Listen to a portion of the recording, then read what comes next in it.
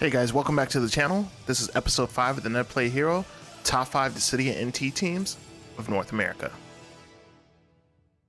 Hey guys, and welcome back to the channel. Today, as the title suggests, we'll be talking about top 5 North American teams for Dissidia NT of all time. The game's pretty much almost at its conclusion. I wouldn't be surprised sometimes at some point they're probably just going to shut the servers off, probably next year or something like that. But I think it's safe to say that it's pretty clear who the best teams were of all time as far as North America is concerned. So we're going to go ahead and take a look at this. We're going to do a breakdown of what I believe to be the top 5 teams for North America of all time. I asked a poll on Twitter and asked on Discord a couple different people and stuff like that, and kind of the answers that I got were pretty uniform. They're pretty much the same. There really was a slight variance, but pretty much the same names came up, and they were pretty much the same ones that I had, maybe in different orders. But I think just with everything that's happened this year, it's pretty clear what players are the strongest of all time, just, you know, when it comes to North America only. And I'm only talking about North America only because I have not really followed the EU scene outside of a few teams, like 2 or 3 teams. And I know there's a pretty vibrant South America scene as well, but I only can probably name one of the teams there. So it's not fair for me to do like a worldwide one, specifically because I don't know enough about those regions and they haven't had a chance to actually compete with us on a kind of one-to-one basis because the netcode's so bad. So that will probably never really happen. And then obviously Japan is still king. You know, I don't think even our best NA teams would probably struggle to beat Japan's top teams in long sets. Honestly, I just don't think it is. I don't think that will change probably ever. I think that will be the hierarchy forever. It's probably going to be Japan, North America, EU, from as far as I've seen. You know, I don't think anything, I've never seen anything to suggest otherwise. So let me kind of go over a few things. Let me kind of go over my credentials. You know, who am I to make this list? You know, why does my opinion matter or anything like that? As far as knowing the actual competitive community, I've hosted like 90% of the actual tournaments, whether it be in real life, you know, sitting across from somebody, you know, back in the days before COVID happened, or actually hosting pretty much, I want to say at least 80% of all the online tournaments, exhibitions. I've done all those. So with that, it's kind of given me a pretty good idea just from watching and seeing what are good matchups, seeing what certain teams lose to, you know, consistency, you know, what teams are consistently top 2, top 3 and winning, stuff like that. It becomes pretty easy after a while to paint a pretty clear picture as to what players and what teams fall into what certain positions. From my perspective, it just kind of became, you know, kind of washes out at a certain point. It's the same thing over and over again. You keep seeing the same team win 3 months in a row, you know, in the monthly, then obviously they're pretty good, you know, unless another team is consistently like pushing them to the limit, you know, where they're not even winning or maybe they're getting second a lot. That really kind of shakeup never really happened in our community. More often than not, teams just kind of fell apart. That was probably the number one thing, is that there was a lot of really great, strong teams, but the thing with playing a team-based game, and specifically with NT, we just can't keep those teams together for whatever reason. Some of the strongest teams that we've ever seen, which I'm going to go over here in a moment, they never lasted for longer than like a year. You know what I mean? It's such a rarity for a team to even exist in our community for over a year. Now, there's been really strong shells, you know, like 2 players that'll play together for extended periods of time. They know they work well together and they might add a new third. They might rotate third, see what works. But that's really the thing, is teams kind of rise and fall all the time within the Dissidia NT community. So enough jibber jabber. Let's go ahead and get into it, boys. This is what I believe to be the top 5 teams. I'm going to go from number 5 descending to number 1.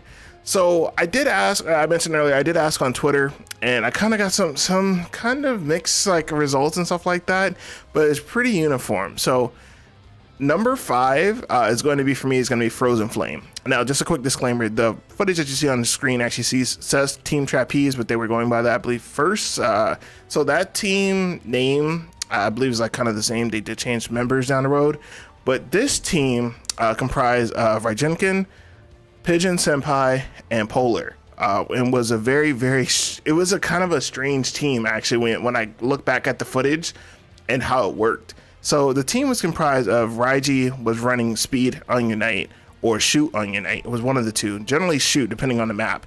And then you had Pigeon on Vanguard. Generally around this time was still Vayne. I don't think Snow had come out yet. This is when he was still using Vayne almost exclusively. which is still kind of rare back then. And then you had Polar, which would kind of alternate shoots. Mostly known for her Ultimecia play, I would say, but overall considered to be one of the best shoots that NA's ever seen. So that was the actual team comp, right?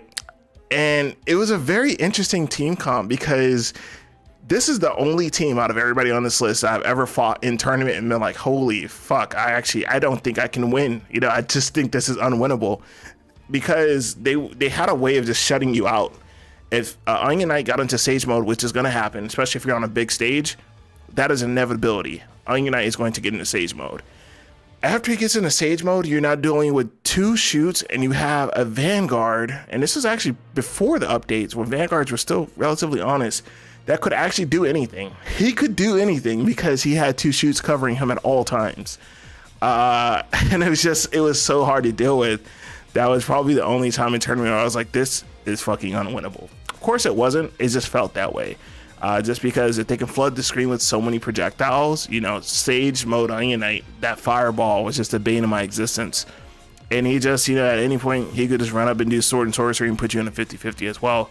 That also made it extremely difficult to get the core. You have 2 shoots on the field, getting the core is just difficult as well. So it actually took a long time for people to actually figure out how to actually beat that team, quote unquote. And I think definitely post patch, you know, when they reworked Onion Knight, I talked to IG about it and he doesn't really think that comp works anymore because Sage Onion Knight isn't what it was before. It's different, you know what I mean? So I don't really think that comp works anymore either. So that's probably the team that's been hurt the hardest by like the actual rework nerf bat, is that I actually think this whole comp probably wouldn't work as well anymore, just because you can't play that Sage card anymore. So let's go over some of the strengths of what I think Frozen Flame was. At the top of the list, they were absolutely neutral gods. In neutral, they could stay in neutral forever. And then somebody would get killing on their team, you know, one of the 2 shoots, and then it's just, you know, try not to get hit by Pigeon, try not to get held. It was so damn hard.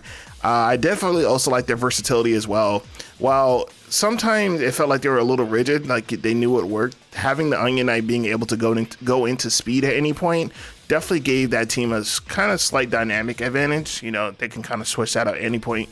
And that could also really influence the momentum or slow down the pace as need be.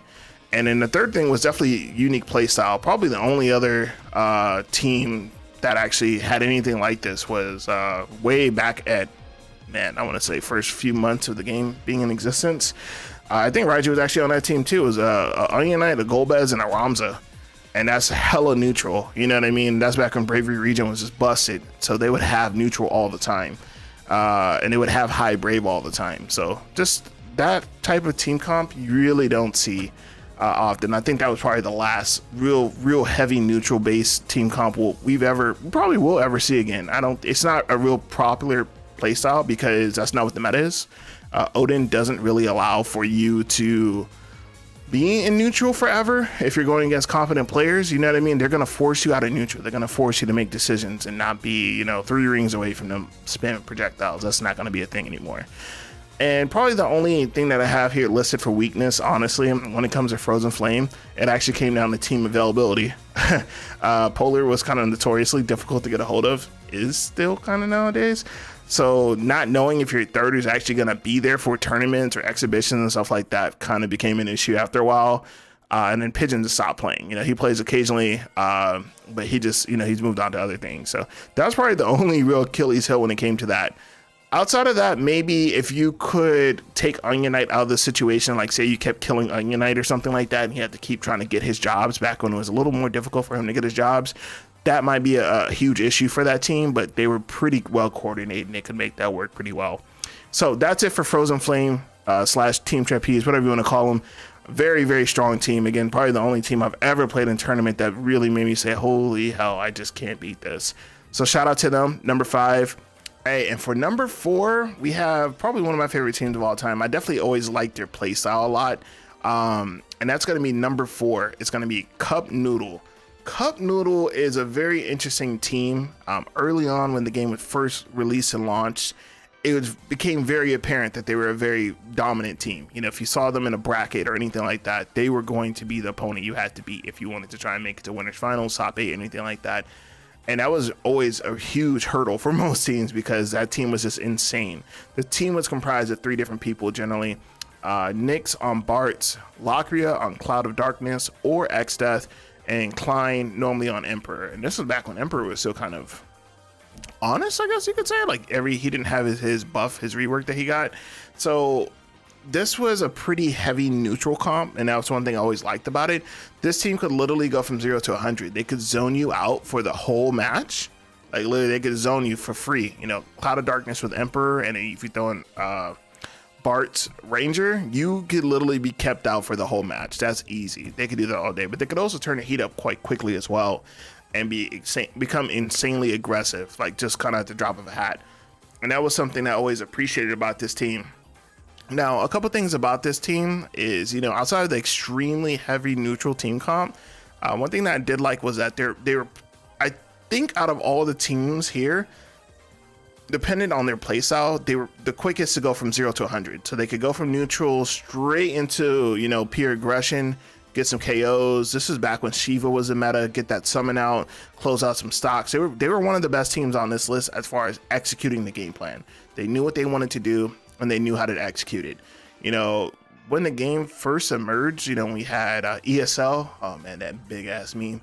ESL, Friday Night Fights had just started, and we also had Battle Square Weeklies, that was actually a good tournament. I missed that series. Shout out to Austin. They were one of the most dominant teams. I think they won most of those and stuff like that. So seeing this team, you know, actually in work and seeing them, what they were able to do, you know, even with the game kind of in its early state, when we got the state of the game looking at it now, there were a lot of things that were like super like questionable, you know, like think back to like Cloud Braver, Limit Break, all that stuff, just like things like the game wasn't anywhere near as refined or toned down as it is now.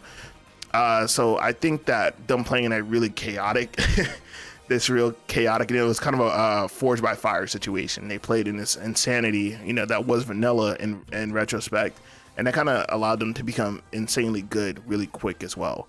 I definitely always liked the versatility of this team as well, and they had a pretty unique play style that really wasn't emulated by anybody else at that time. I think everybody kind of let them do their thing, you know what I mean? Like, I don't think I never remember seeing any other copycat, you know, teams. Honestly, there was pretty much everybody understood that like this is their thing, and they were able to execute their game plan consistently.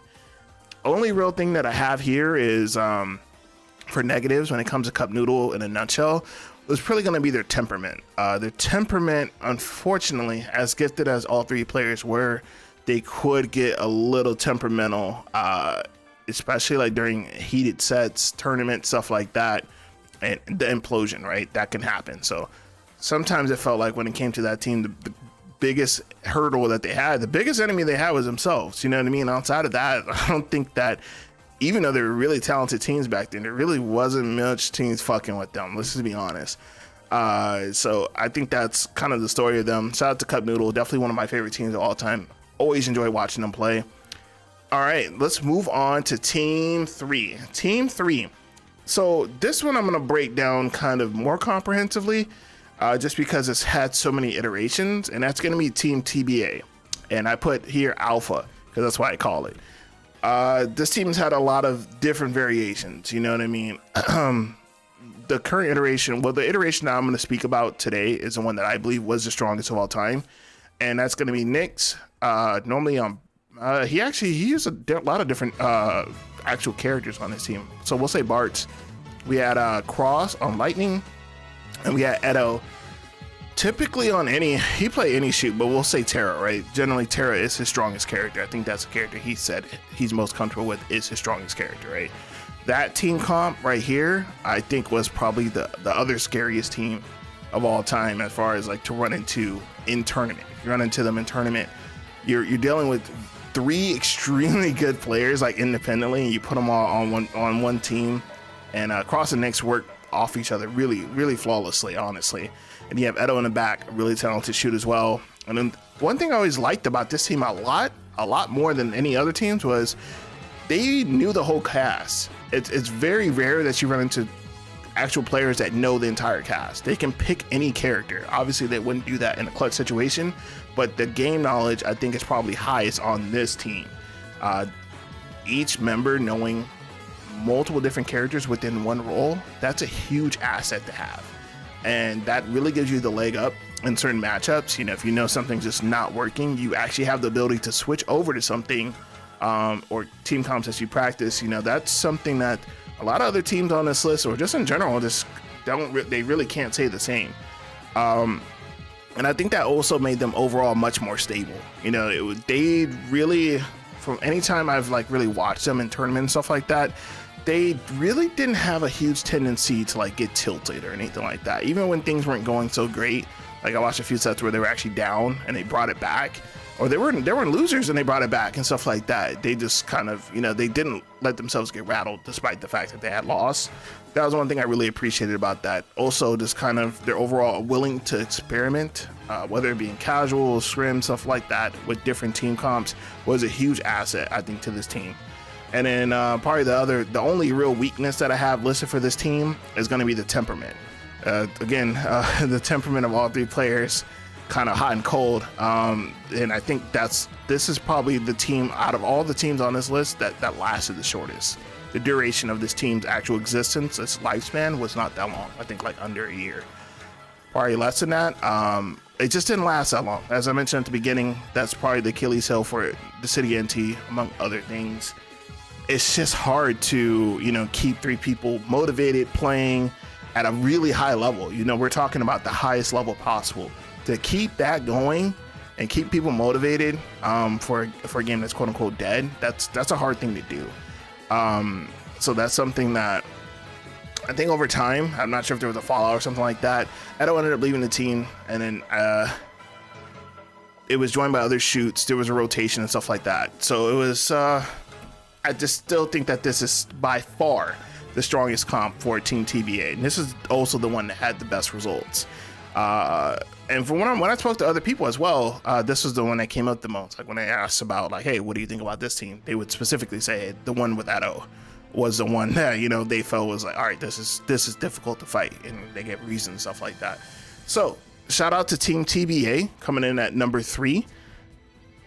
So let's move on to number 2. Number 2, I have Team Oreo.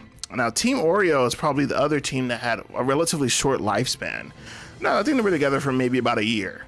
So that team consisted of Imetsu on Noctis, Snow being ran by Esu, and J Smooth kind of rocking a number of different I think he knows every shoot in the game, generally on Ultimisia or Renoa. So this team was very interesting, right? Because they all kind of came from different walks of life. So Esu was actually on my team originally. He was on Team Delphos way back in the day.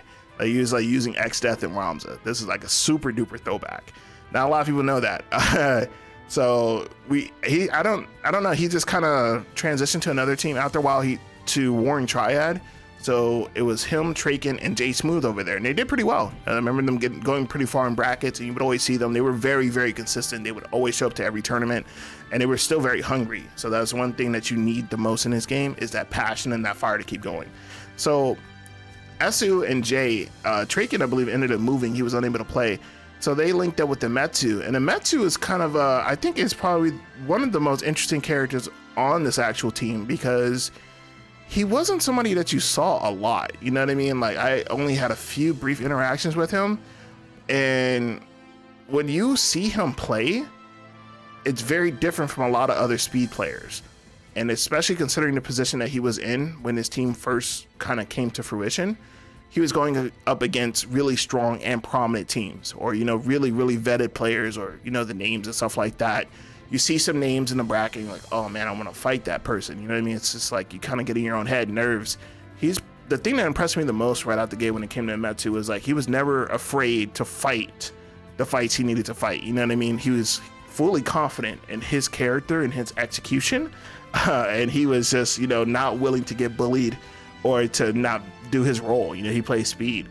And that was one thing I always liked about Imetsu, is that he was always willing to make that trade, you know, or just actually go out on a limb for that. A little bit of a diatribe there, but Esu, you know, widely considered, I still think to this day, probably the best heavy Snow of all time. Probably unparalleled. He's probably the one that knows the character inside and out the most. And then Jay was always, I always thought Jay was insanely good. I still think to this day he's insanely good. But I just think they needed that third is what did it for them. You know, getting a Metsu in the mix is really what elevated that team to the next level. Because you just have three really strong players, and they just were just flawless in their execution. Like the way that they would like close out matches was just like super like snowball. Like it was just like no no holds barred. Like once the ball got rolling, Emetsu and Esu I think are definitely one of the best melee shells. You know, everybody listed here, all the melee shells are pretty good, but they're definitely one of the most unique ones. Reason being is that Snow and Noctis, they really don't have much to offer in the way of extended neutral. So they have to push that envelope every single time. They can't be sitting around in neutral, you know what I mean? Because they're gonna lose that, because if they're getting shut out with a ton of, you know, priority or projectiles on the screen, that's bad for them. So that made them find ways to get in without feeding or dying, you know, consistently. And of course, there's some bad matchups, but I found that just from playing them and watching them play, they always found the right angle, you know, between Jay throwing projectiles in and Emetsu creating pressure. They always found a way to kind of give their team an opportunity to play. And that's something that, you know, really only a top shelf team can do. Honestly, Team Oreo, it's a bit of a shame. Team Oreo and Team TBA Alpha, they weren't really around that long, you know what I mean? But they're still what they were able to do, and just from, you know, history of playing them and watching them play, insanely strong team. And a lot of these teams come from different generations, right? Cup Noodle, Frozen Flame, they all come from different generations. So who's to say what would happen if they played against each other? A lot of these players or teams just aren't around anymore, or they don't work in the same way that they did. The meta has now shifted in a way that's either unfavorable for them or just doesn't make sense to try and use that anymore.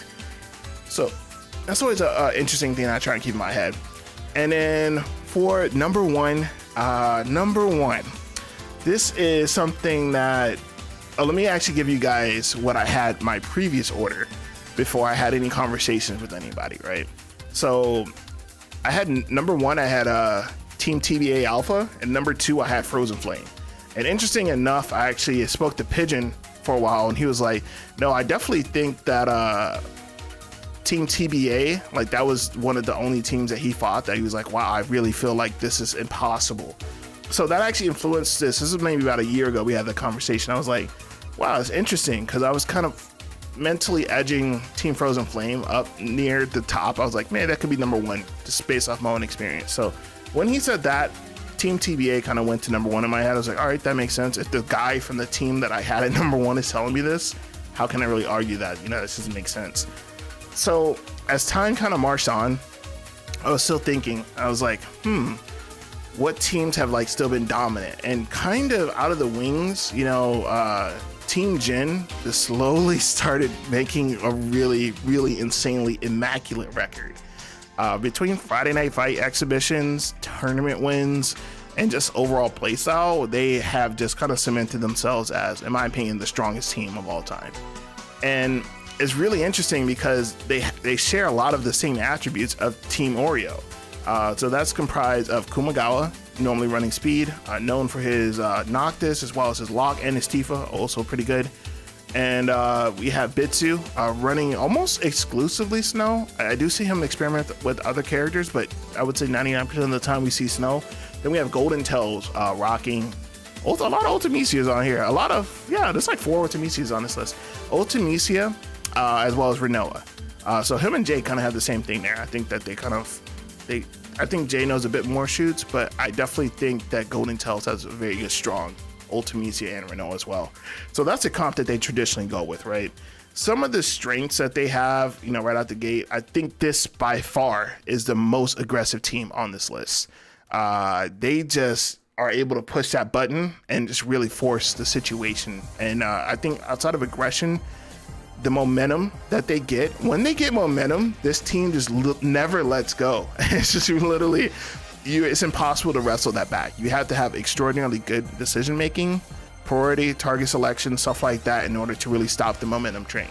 Once it starts going, it's just like a formula that's executing. You know, you're just watching it happen in real life. They've done this so many times and against really skilled high level opponents that You know, it's just another day in the office to them. And some of the clutch things that you see, I actually have this bolded as its own line. Team Jin's, I think, X Factor, I call it X Factor, Clutch Factor, definitely is Kumagawa. Kumagawa himself has the ability to create scenarios that would typically be you just wouldn't think of that. You know what I mean? It's just not something that's even in your memory banks. You're like, I cannot believe he just did that. You know, I was researching videos obviously to do this, and just looking at some of the plays that he made is just like, it wouldn't occur to me in 1,000 years to do that. And I'm not saying I'm, you know, maybe I'm not the scale for that, but obviously people getting hit by this, it wouldn't occur to them also that he would do that. So I think the thing with Kumagawa is his spontaneity. And that's one thing you definitely want in fighting games at a very high level. You do not want to be predictable. You don't want to be textbook. You don't want to be flowchart, which all those things I would say I am, unfortunately. You hate to see it, but all of those things he definitely goes against. You know what I mean? You never really know what he's going to do, which makes it really difficult to hit him, really, in some cases. I think that the decisions and the independent plays that he makes allows for this team to be catapulted to number one. Just by itself, it's what edges out every other team. Every other team doesn't have a player that does things like that consistently. Probably the closest thing is TBA with Cross. He does occasionally do things like that, but it's just, I see it so much more frequently in Kumagawa. It's just very apparent, you know what I mean, that he just has a very firm understanding of this game and what he needs to do. And he's able to execute it, and the comfort that he has with the other teammates, which I think are actually quite excellent as well. I think Bitsu's really pretty excellent as far as Vanguard. I've seen him use other Vanguards. He actually used Vayne in the Friday Night Fights, so shout out to him for that. And then Golden Tails, I think, is quite excellent as well. Golden Tails probably being the second best Lightning in America. Don't really see him play melee too much, but they definitely know what's going on.